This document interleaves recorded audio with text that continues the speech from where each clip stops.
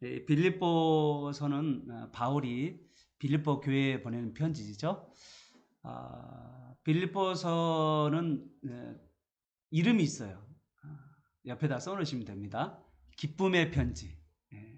빌립보 교회에 보낸 이 빌립보서는 기쁨의 서신이라고 알려져 있습니다. 그래서 꽤나 이 빌립보서 서신 안에는 기쁨에 대한 이야기들이 꽤 많이 들어있죠. 우리 4장에도 기쁨이란 단어가 상당히 많이 있습니다. 1절에도 기쁨, 4절에도 기쁨, 그리고 10절에도 크게 기뻐함은. 그래서 기쁨이란 단어들이 이 기쁨이란 단어들이 빌립보서 안에 상당히 많이 들어있는 것을 알게 됩니다. 이 빌립보서를 바울이 어떨 때 그러면 썼는지를 우리가 보면 좋겠는데요. 우리 강론 제목 같이 읽어볼까요? 강론 제목 시작. 주 안의 기쁨의 비결. 다시 한번 시작. 주 안의 기쁨의 비결. 이란 말씀으로 하나님의 말씀 나누는데요. 오늘 바울이 1차 전도여행, 2차 전도여행, 3차 전도여행을 마치고 예루살렘으로 가서 예루살렘 교회 가난과 흉년 기근의 연보를 저 마게도냐와 아가야 지역에 있는 교회에서 주었던 큰 연보를 예루살렘 교회에 이제 드리고 나서 예루살렘 교회에서 붙잡히게 됩니다. 그래가지고 이제 가이사라라는 지역으로 가서 거기서 이제 가이사라 황제에게 내가 소송을 하겠다라고 바울이 함으로 말미암아서 이 소송이 이제 황제까지 로마 황제까지 가게 되는 소송이 되는 거죠. 그래서 지금 현재 바울은 로마 사도행전 28장에 가보면 바울은 로마의 가택연금 상태로 있게 됩니다. 셋집이라고 표현되어 있는데요. 어떤 분들은 그래서 이거를 감옥이라고 이야기를 하시는 분도 있는데 사실은 감옥은 아니고 성경에도 셋집이라고 되어 있는데 가택연금 상태 알죠? 옛날에 우리나라 정치인들이 이제 자꾸 이렇게 야당 핍박할 때 70년대 80년대 가택연금 상태로 있었던 사람들이 꽤 많았거든요. 그런 것처럼 이렇게 사람과 접촉 못하도록 그렇게 꽉 어디 나가지 못하도록 집에 머물게 했는 건데 로마의 가택연금은 외부 사람들이 들어와서 듣고 이야기도 나눌 수 있는 단지 바울이 나갈 수 없는 상태, 이걸 가택연금 상태라고 이야기할 수가 있습니다. 뭐 옛날 우리나라도 유배지 같은 거 보면 그 유배지에 가서 거기에 그 집에서만 머무는 유배가 있고요. 또 그 동네를 돌아다닐 수 있는 유배가 있고 그 형벌이 조금씩 다 달라요. 지금 바울은 지금 가택연금 상태에 있는 것은 외부 사람들이 와서 들을 수 있고 이야기 나눌 수 있고 교제할 수 있는, 그런데 바울은 나갈 수 없는 그런 상태의 가택연금 상태입니다. 자, 여러분 생각해 보십시오. 이 바울이 가택연금 상태에 있다는 이야기를 들었을 때 바울이 로마 군인에 의해서 이제 로마까지 가게 되었고 압송을 당하게 되었고 그 다음에 지금 가택연금 상태에 있다는 이야기를 마게도냐에 있는 빌립보 교회도 들었고요. 아가야에 있는 고린도 교회도 다 들었어요. 또 터키에 있는 소아시아에 있는 에베소 교회도 들었어요. 그리고 바울이 그리고 갈라디아에 있는 교회도 들었습니다. 소문이 나죠. 계속 소문이 나니까.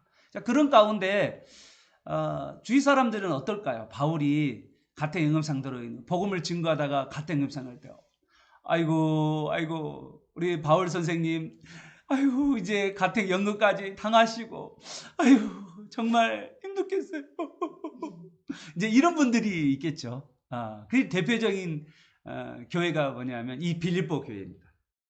그래서 이 빌립보 교회가 정말 바울에 대한 이 바울의 사역을 전폭적으로 밀어줬던 이야기들이 여기 보면 15절 16절에도 나와 있잖아요. 15절 16절 나와 있는 거 보면 되게 이제 빌립보 교회와 바울은 되게 특별했던 것 같아요. 자, 한번 우리 빌립보 교회를 한번 잠깐 보도록 하겠는데요.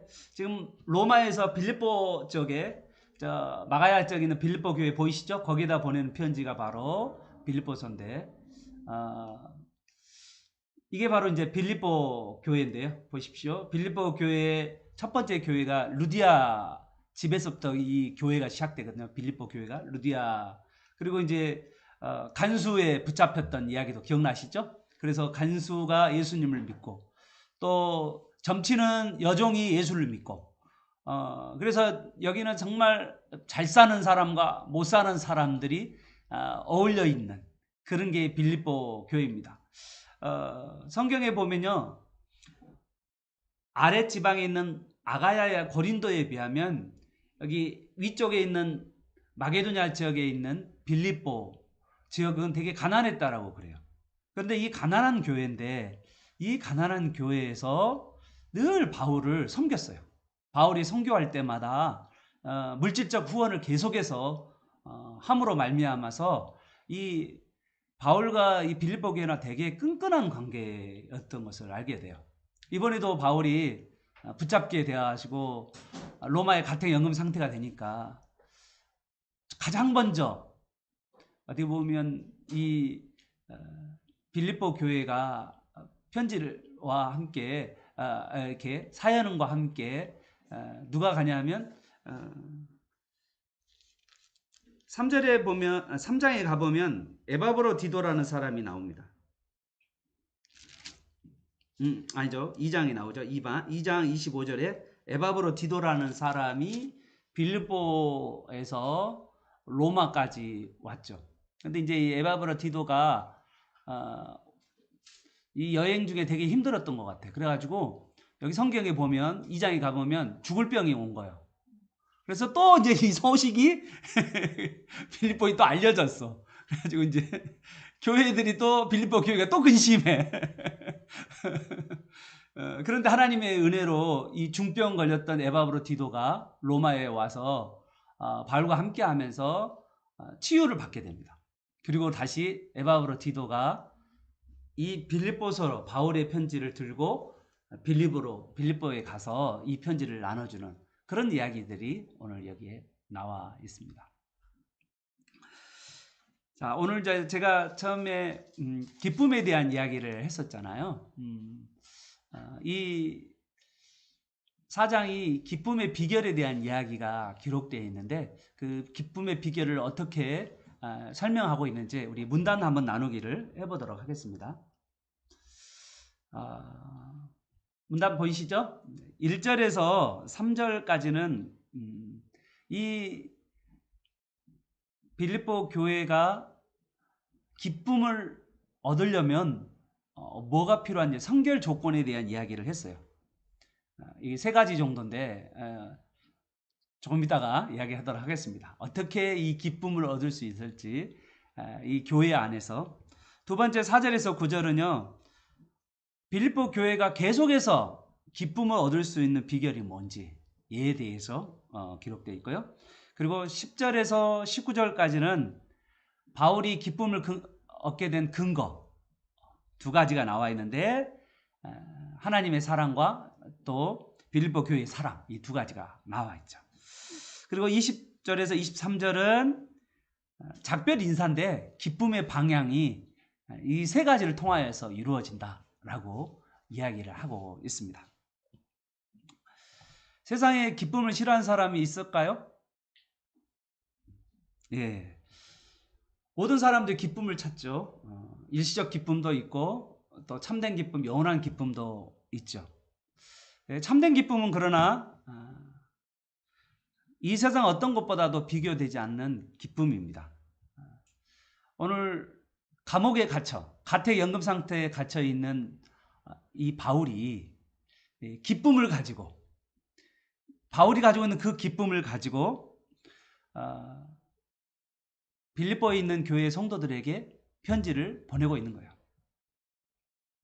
바울은요, 그의 기쁨의 근원을 다른 걸로 찾지 않고 하나님과 그리고 하나님이 주시는 것으로서 그의 기쁨의 근원을 삼으신 줄 여러분 믿으시길 바랍니다. 우리 인생 가운데 어려움, 갈등, 고난이 세상 살다 보면 꽤 있잖아요.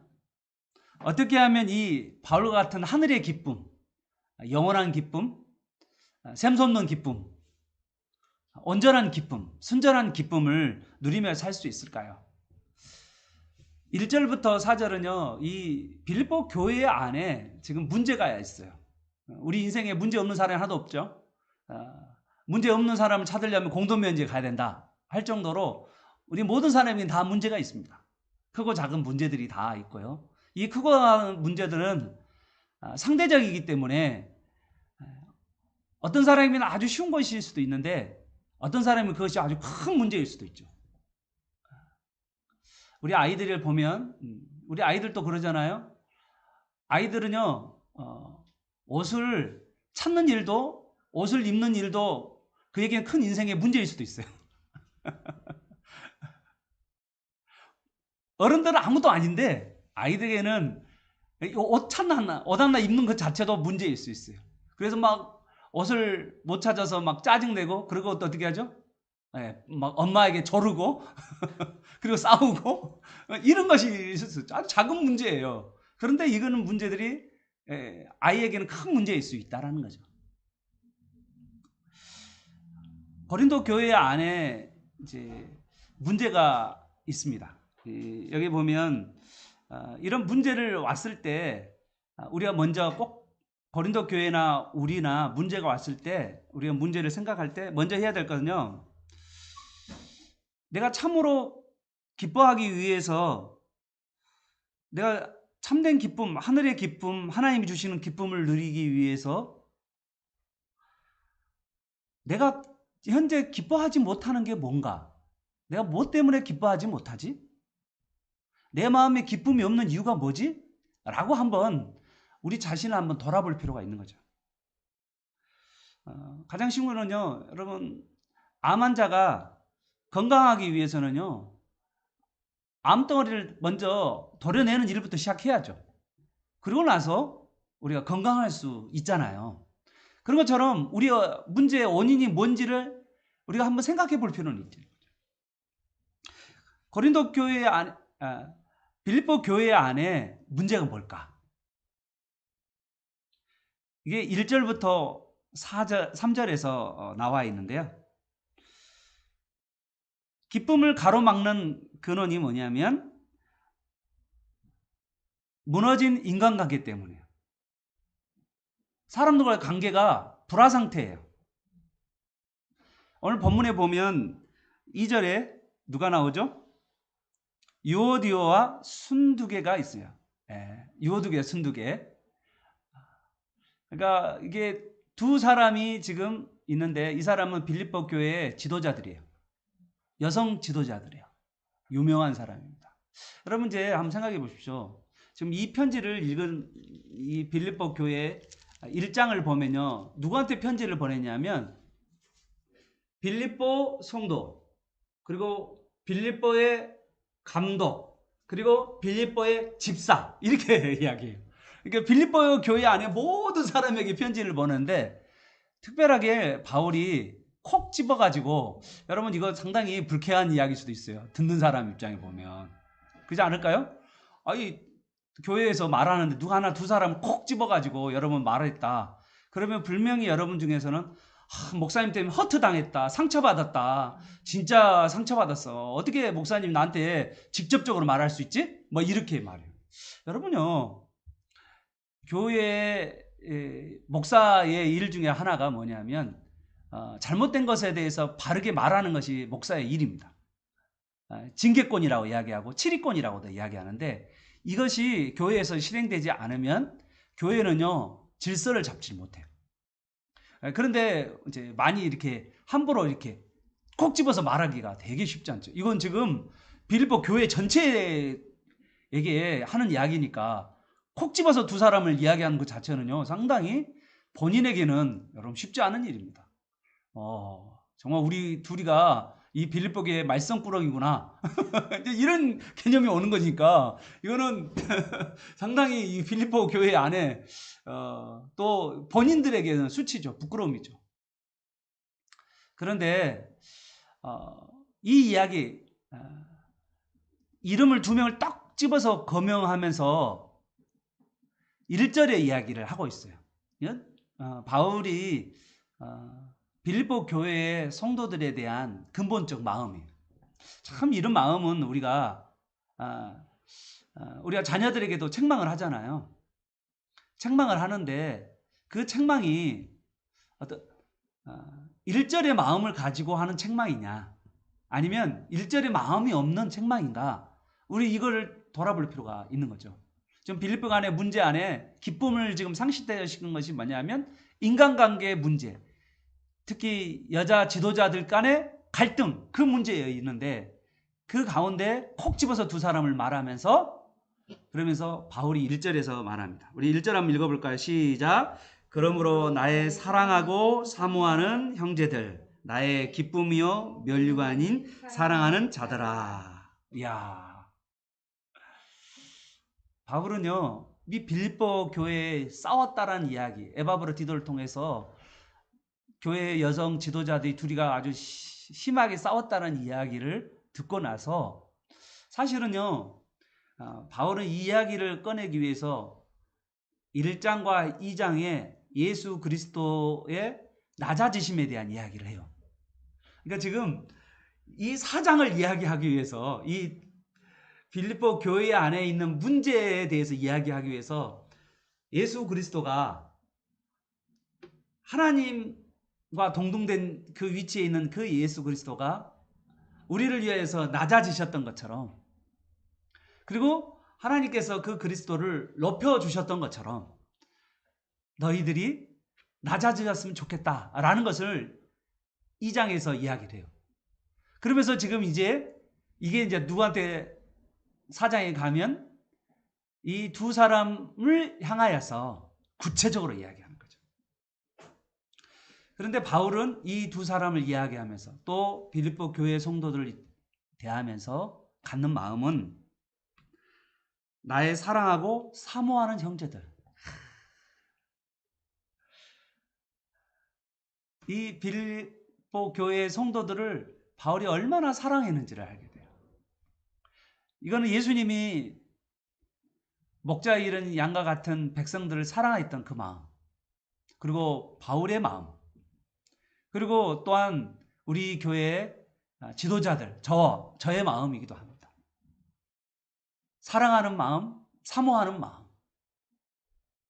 그리고 기쁨이, 그 사람을 생각하면 기쁨을 생각하는 거예요. 여러분 생각해 보세요. 여기도 빌립보 교회뿐만 아니라 모든 교회 안에 문제가 있어요. 문제 없는 사람이 하나도 없는데 기쁨이 있겠어요? 그 생각하면은 좀 머리가 아프고, 정말 저런 문제는 좀 좀 없었으면 좋겠다, 그런 생각을 할 수 있잖아요. 그런데 바울은 빌립보 교회를 향하여서 기쁨이라고 말해요. 성도들을 향하여 기쁨이라고 이야기해요. 그리고 면류가 아닌 내 사랑하는 자들아. 여러분 자녀에게도 자녀가 여러분의 면류관이 되기를 바랍니다. 자녀들이 여러분의 기쁨이 되기를 바랍니다. 또 여러분 자녀들이 여러분의 사랑의 대상이 되기를 바랍니다. 뿐만 아니라 우리 교회의 성도들이, 우리 함께하는 성도들이 사랑과 기쁨의 대상이 되기를 바랍니다. 그 사람을 생각하면 기쁘고, 그 사람을 생각하면 보고 싶고, 그 사람 생각하면 그리워지는, 그래서 만나고 싶고 교제하고 싶고 나누고 싶고, 바울의 마음이 바로 그런 마음이에요. 그런 마음에서 두 사람을 콕 집은 거예요. 그래서 마음이 허투당할 수가 없는 거예요. 상처를 받을 수가 없는 거죠. 사랑한다고 이야기하니까. 여러분 자녀들한테도 마찬가지고요. 교회의 성도들한테도 마찬가지고, 먼저 칭찬하는 여러분 되시기를 바랍니다. 먼저 칭찬하시고 먼저 격려하시고, 사람들을 칭찬과 격려를 통하여서 사람들을 세운 다음에 여러분이 꼭 하고 싶은 책망의 말이 있다면 그때 한마디 꼭 하는 저와 여러분 되시기를 바랍니다. 아멘. 자, 이 빌립보 교회의 문제, 이 문제를 어떻게 해결했냐면, 첫 번째 4장 1절 보십시오. 주 안에서 서라. 이게 첫 번째입니다. 빌립보 교회 안에 성도들한테 주 안에서 서라 라고 이야기를 했죠. 이 서라는 말은요, 성장하라. 너 지금 어린아이처럼 머물러 있지 말고 성장하라 라는 거예요. 성숙하라. 성장하고 성숙해서 서 있는 자가 되라. 어린아이처럼 베이비로 머물러 있지 마라. 첫 번째 그렇게 이야기하죠. 그런데 이렇게 서기 위해서는 지금 어땠다는 거죠? 지금 빌립보 교회 안에 주저앉아 있는, 그래서 기쁨이 상실되어 있는, 문제에 있는 그러한 사람들에게 주 안에서 다시 서라 라고 권면하고 있는 거죠. 주 안에서 다시 쓴다는 말이 뭐냐면 다시 주께로 마음을 돌이켜라 라는 말이에요. 다시 주님을 본받는 삶을 살아라 라는 말입니다. 원래 우리 모두가 바울이 로마서 7장에 말한 것처럼 오라 나는 공고한 사람이로다. 우리는 공고한 사람이었죠. 이 사망의 늪에서, 이 사망에서 누가 나를 건져내랴 라고 말했던 사람들, 이게 바로 우리입니다. 우리. 그런 공고했던 자가 우리가 누구에게 돌아갔습니까? 예수 그리스도에게 돌아갔잖아요. 예수 그리스도에 돌아가서 그 절규했던 것을 예수 그리스도를 통하여서 회복됐죠. 이 사망에서 건져내어 공고했던 그 삶이 기쁨이 충만하고 성령이 충만하고 그리고 마음이 회복되는 그런 자가 되었잖아요. 그런데 어느 순간에 우리가 다시 주저앉은 자가 되었다는 거죠. 바울은 우리에게 그리스도의 겸손 그리고 그리스도의 순종을 다시 본받기를 바라는 거죠. 우리가 처음에는 교만한 자고 악한 자고 그리고 죄인이었던 자였는데, 그런 자가 예수 그리스도를 통하여서 내가 자랑할 것이 없고 모든 것이 예수 그리스도의 은혜요 하나님의 사랑이라고 알게 된부터 우리가 다른 사람을 향하여서 겸손하게 사랑으로 그리고 그 사람들을 섬겨가는 그런 삶을 살았잖아요. 그런데 어느 순간에 이 두 사람이 그런 예수 그리스도 안에서 예수님이 주시는 은혜와 사랑을 잊어버리고 어느새 교만하여서 소리를 지르고 싸웠다는 거죠. 사랑하는 여러분, 예수 그리스도 앞으로 돌아가는 여러분 되시기를 바랍니다. 예수 그리스도에게 돌아가야 예수 그리스도를 다시 돌아보면서 예수 그리스도 앞에 내 죄를 고백하면서부터 우리의 기쁨이 회복되는 줄 여러분 믿으시길 바랍니다.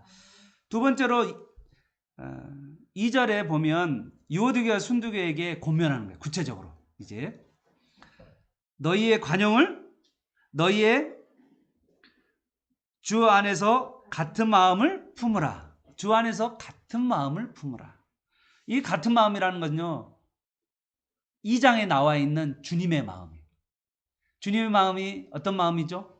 나는 하나님이지만 하나님 동등된 권세와 영광을 가지고 있지만 자기 마음을 낮춰서 종의 형체를 입으시고 죽기까지 충성했던 하나님인데 자신을 낮췄던 그리스도의 겸손이죠.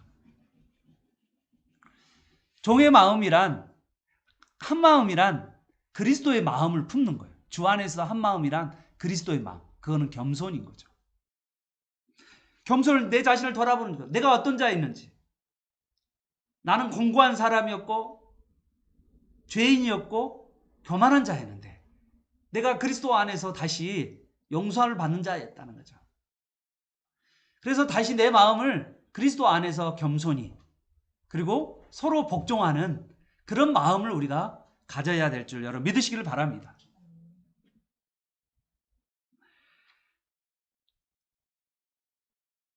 그 다음에 3절에 가보면 이 빌립보 교회 안에 기쁨을 회복하기 위해서 문제를 해결하는 방법이 뭐냐면 먼저 주 앞에서 회개하기를 바라고 돌이키기를 바라고, 두 번째는 서로 겸손한 마음을 갖기를 바라고, 세 번째는 3절입니다. 3절은요 이 여인들에 대해서 어떻게 이야기하냐면 복음에 나와 함께 힘쓰던 저 여인들이에요. 교회 안에 힘썼던 사람. 그러면 여러분 잘 생각해 보면 이 두 여인이 싸웠던 이유가 뭘까요? 교리적인 문제일까요? 이단적인 문제일까요? 아니요. 그런 문제가 아니에요. 어떤 문제였을까? 함께 복음을 힘썼던 사람들이었으니까 이 사람들의 문제는 아마 봉사하는 일에 있어서 문제 있었을 거예요. 교회 안에서 일하는 가운데. 주님 나라를 위해 일하는 가운데. 여러분 그잖아요. 여러분 교회 안에 일하는 가운데 크게 두 부류의 사람이 있어요.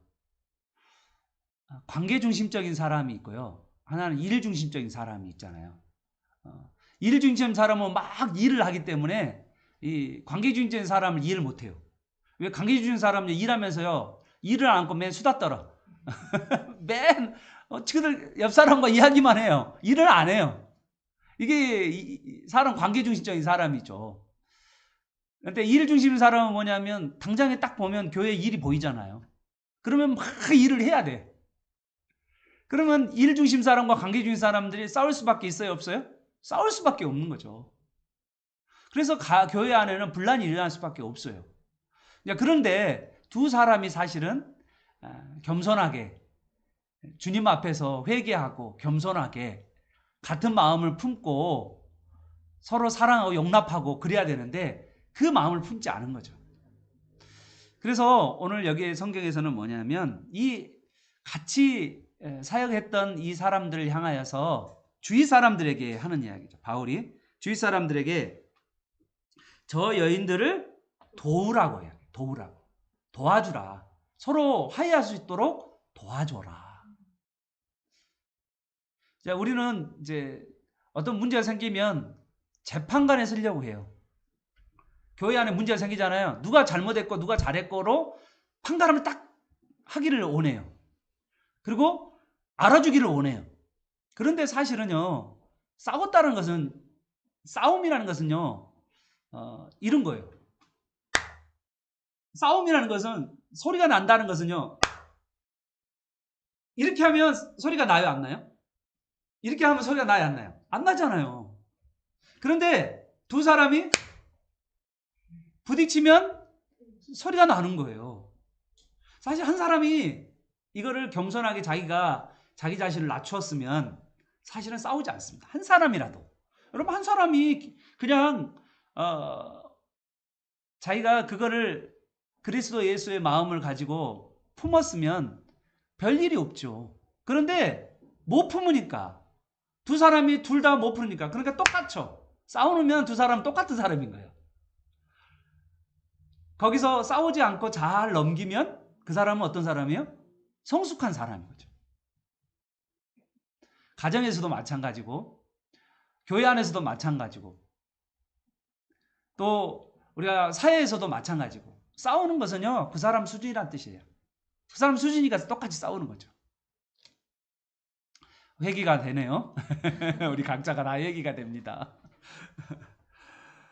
그런데 이 두 사람이 싸우고 있는 것을 보고 우리가 재판관에 서지 말고 그 두 사람들을 서로 화해할 수 있도록 서로 돕고 그리고 도와달라고 바울이 요청하고 있는 것입니다. 빌립보 교회는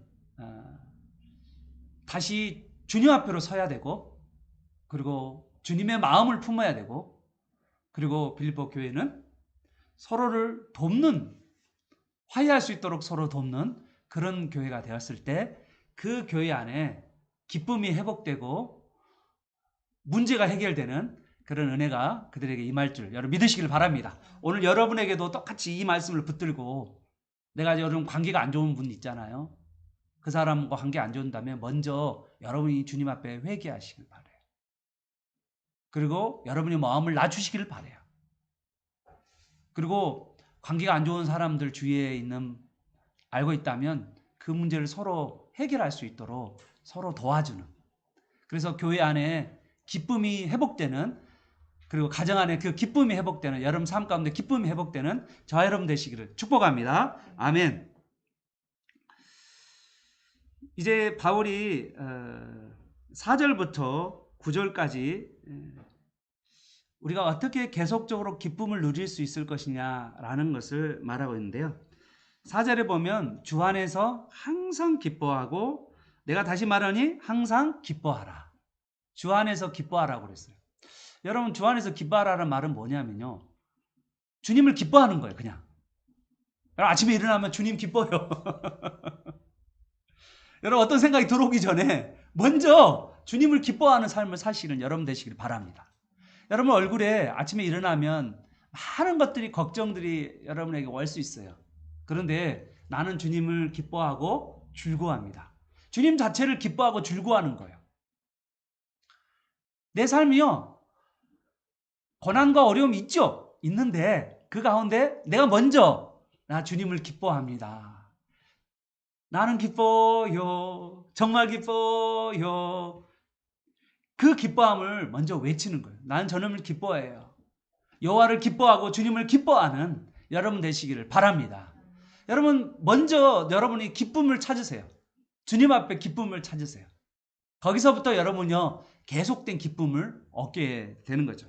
그리고 두 번째는 우리가 계속된 기쁨을 얻기 위해서요, 모든 사람에게 여러분의 관용을 보여야 됩니다. 관용이라는 게 뭐냐면 용납하는 거예요. 너그러움이에요. 부드러움입니다. 다른 사람을 향하여서 부드러워야 돼요. 자, 여러분 부드럽기만 하니까 여러분 많이 힘들죠? 예, 힘들어요. 얼마나 힘든지 몰라요. 그래서 그 부드러운 것을 어떻게 잘 극복해 낼 것인지, 그것에 대해서 세 번째로 계속된 기쁨을 얻기 위해서 뭐 하지 말아야 되냐면, 우리가 먼저 염려하지 말아야 되는 거죠. 성도들이 해야 될 것이 있고 하지 말아야 될 것이 있어요. 내가 해야 될 것과 하지 말아야 될 것. 뭐를 하지 말아야 되냐면, 성도들은요, 염려를 하지 말아야 돼요. 우리가 기뻐하기 위해서는요, 염려를 중단해야 됩니다. 우리의 염려를 그치기 위해서는요, 방법이 있어요. 염려를 그치는 방법 뭘까요? 염려 대신에 다른 것을 하면 됩니다. 염려 대신에 뭐가 할까요? 기도죠. 그래서 바울은 우리에게 6, 7절에서 이야기한 거죠. 아무것도 염려하지 말고, 여러분 갈등에 문제가 있고 온유하려고 그러면 왠지 모르게 속상한 일들이 많아요. 그때마다 여러분 그 염려를 가지고 염려로 머물지 말고 기도하라는 것입니다. 염려는요, 기도하라는 사인이에요. 여러분 염려가 갑자기 들잖아요. 걱정돼요? 그러면 뭐 하면 돼요? 그걸 기도하면 돼요. 염려와 기도의 관계, 여러분 이거 절묘합니다. 염려, 기도의 관계는요, 불과 물의 관계라고 말해요. 불이 막 올라오면 어떻게 하면 되죠? 물로 끄면 되죠. 불이, 염려가 확 올라올 때 그러면 기도로 끄는 거예요. 기도할 때 그런데 꼭 잊지 말아야 할 게 하나가 있어요. 그거는요, 감사합니다. 감사할 것을 찾아보세요. 여러분 기도하면서 감사할 것을 먼저 찾아보세요. 감사할 것을 주님 앞에 내어놓고 기도해 보세요. 목사님, 염려가 되고 지금 걱정되고 힘든데 뭐가 감사가 나오겠어요? 안 나오죠. 그런데요, 여러분 감사할 것은 뭐냐면, 우리 하나님께서 우리를 도우시고 하나님께서 우리를 사랑한다는 여러분의 확신이 있으면요, 감사할 수 있어요. 여기 하나님은 무슨 뜻이 있겠지. 하나님은 무슨 계획이 있겠지. 하나님께서 이렇게 길을 열어가시는 이런 상황이 되게 되는 하나님 뜻이 있겠지. 그러면서 여러분의 인생 가운데 염려된 것들 기도로, 감사함으로 하나님 앞에 아뢰십시오. 갈등과 걱정이 있더라도 우리가 기도가 있으니까, 기도한다면 우리 주님께서 여러분을 평강으로 인도하셔서 여러분 마음과 생각을 지켜주실 줄 여러분 믿으시기를 바랍니다. 아멘. 자, 이제 오늘 마지막이에요. 마지막으로 바울이 이 마지막 그 8절부터 9절까지 이야기입니다. 우리가 빌립보 교회 안에 있는 문제, 다툼의 문제를 3가지 처방했고요. 그 다음에 우리가 이 땅 가운데 살아가면서 기쁨을 계속 얻기 위해서 주님을 기뻐하고, 그리고 다른 사람을 관용하고, 그리고 기도하라고 말씀하고 있죠. 그리고 끝으로, 이제 마지막입니다. 끝으로. 이거는요, 우리가 성장을 해 가는 가운데 우리가 정말 중요한 이야기예요. 성장해 가는 가운데. 끝으로 형제들아, 8가지 것들을 생각하라고 그랬어요. 자, 우리 8절 보십시오. 이것들을 생각하라. 마지막 이것들을 생각하라. 이것들은 뭐죠? 8가지.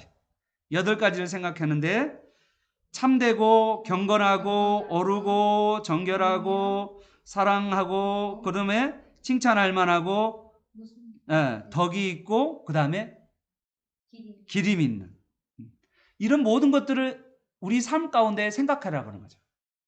이거는요, 어떤 거냐면요, 하나님의 나라를 내 삶 가운데 늘 생각해 보라는 거예요.